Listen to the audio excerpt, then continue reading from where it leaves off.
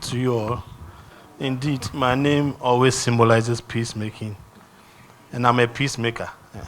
Right, so I'm J.H. Kofi Boni. I'm from the Noguchi Memorial Institute for Medical Research. This is at the University of Ghana, College of Health Sciences. So I am an associate professor of virology. So quickly, what do we do? I'm going to take you through this because I have less than 10 minutes. I'll be quick on that. So this is Noguchi with the cartoon there showing the area view. Then this is one of our buildings.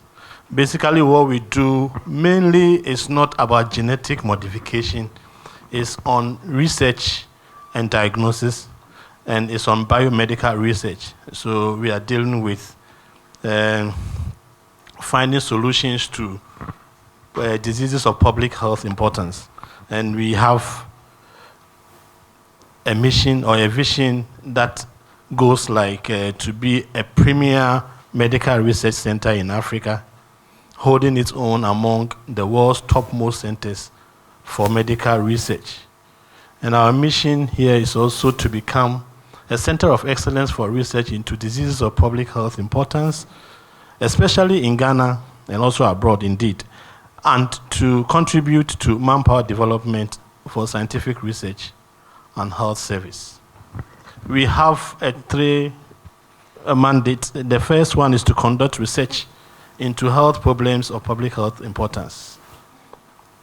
Then to provide training opportunities for postgraduate students, as we are situated in the University of Ghana, who are mainly in medical research, and also to provide specialized laboratory diagnostic services for the health service in Ghana. And with that respect, we do a lot of, indeed, specialized research. When COVID started, it was that institute that started working on it before we rolled out to other institutions, monkeypox, all the other emerging or re-emerging infectious diseases that's come up. The institute will take hold of it before they train other labs and institutions to take or to start working on it. Yes, so when it comes to the department and the staff strength, you can see we have close to over 700 people in the institute. And the breakdown, as you can see, we have senior members, 55. And then we have 9 different departments that work on different aspects. It starts from the animal experimentation. That is a unit where we have a lot of different animals for experimentation. If we want to do any experiment and we need the animals, that's where we get it from. Goes through bacteriology, we have clinical pathology, electron microscopy, and histopathology, where we have an electron microscope, one of the finest in the sub-region. We have epidemiology department, parasitology, immunology, nutrition, then we can talk about virology, that's where I belong. And we have different regional reference laboratories within some of these departments. The research clusters that we have, from the department that I enumerated, we have a lot of work being done on malaria, both research, development of vaccines and vaccine trials. We have HIV and also AIDS and STIs, TB. We are doing a lot of work on NTDs. Then diarrhea diseases, both bacterial and viruses, we are doing that. Then when it comes to emerging infectious diseases, we do a lot of work in that area. I have picked on some few areas that I want to talk about. That is for malaria, we talk about pathogenesis, vaccine studies, epid and control. We do a lot of entomology work, transmission and parasite biology. When it comes to emerging infectious diseases, we have influenza. We do a lot of work on influenza or other respiratory viruses. We have highly infective pathogens, VHFs, and the like.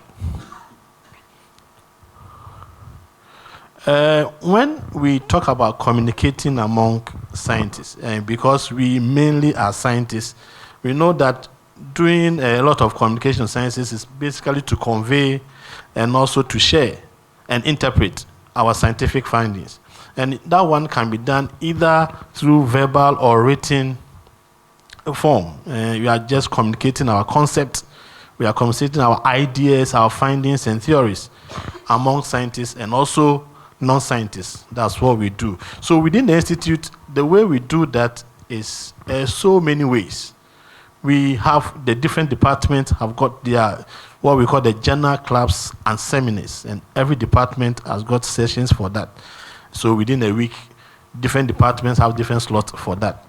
Then institution-wide, we have a journal club session to communicate findings and also share some ideas from peer-reviewed journals. And we institution-wide, so sometimes we have external scientists coming in, or we call them resource men. When they come in and they want to share their ideas, we give them the opportunity. So that one is institutional seminars or workshops. Then we have research papers and peer-reviewed journals. If we publish, most of the time we tend to bring other departments together to share what is in the publication for them to know, even before they get it on either online or through the journals themselves. Then every year we have what we call the annual research meeting. So the picture there shows the adverts that we had for the immediate past one, last year's one. So during these research meetings, all the work that is being done within the institute and even our affiliates are presented there. So straight on to what we call the challenges that we face when it comes to communicating science. You know, we talk about time constraints. It's difficult to be working busily and also have to stop and go and do your communication. So we have to find a fine balance between how we will properly communicate our findings with time for us to either write for our grants and also do our research work. Insufficient training or ineffective communication skills. And we need people to be trained so that they can communicate these things well. And we don't always ask everybody to go out there.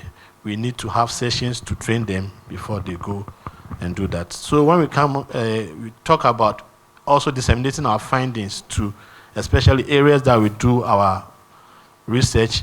We have barriers like the language considerations. If we go to areas where we have to tell them properly what we have done for them to understand the basics, and they are not very good in the English language, we have those issues. Then local science culture. We have different cultures within the country and even abroad where we do our work. So when it comes to communicating science, we have an issue there. And lack of trust. I think one of my colleagues mentioned that. Then misinterpretation of messages. Sometimes you put a message out there, the way it's perceived may be different from what you intended it to be. Now when it comes to misinformation and misleading information, those two all talk about falsifying information, but the misinformation is intentional, whereas the other one, misleading is basically we are giving out wrong information. Then recommendations. Recommend that for us as scientists, we should know our audience. That is the key. If you know your audience, you'll be able to tailor your communication rightly to them and do it very well for them to appreciate and understand that. We should identify the goals of communication before you go out there to speak. You have to know your objective, know the goal. And then because if you speak and you don't speak on the objectives, sometimes you tend to go off and you will not be understood properly. We should start with the most important information. If you do that, people will have a sense of belonging. They will align with you before even you start. You don't just start from where it may seem a bit difficult. We should avoid the use of jargons or, let's say, informal English when we are doing our communication. Also, we should be relatable. We should relate with the people that we speak to. Then provide visuals. It keeps them focused on what you are doing, not only test. Then stick to few points. Don't keep dragging on talking for a very long time, people will lose interest when they are listening to you, and you keep going on and on. Then finally, we should talk about the scientific process. Try to go down to their level and let them understand what you are saying. Thank you very much for your attention.